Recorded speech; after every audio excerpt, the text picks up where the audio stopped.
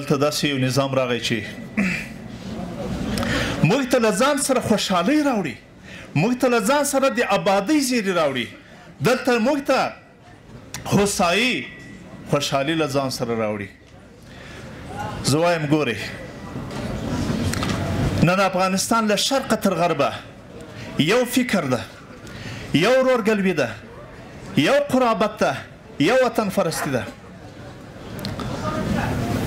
نن زموږ هر وزارت، هر اداره په ترقي کې روانه ده.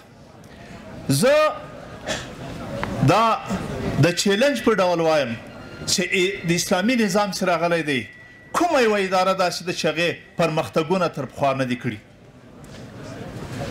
عالي تحصیلات وزارت یا تعلیمي او تخنیکي اداره یا نور تعلیمي ادارې د معارف وزارت زموږ د محصل د استعداد د لوړولو لپاره نه فکر شوی دی. نن موږ استاد متوجه شوی دی چې دغه زما د وطن سرمایه د محصل او خپل فکري قوت هم دلته مصرفوي. نن زموږ اداري کارکوونکي متوجه شوي دي.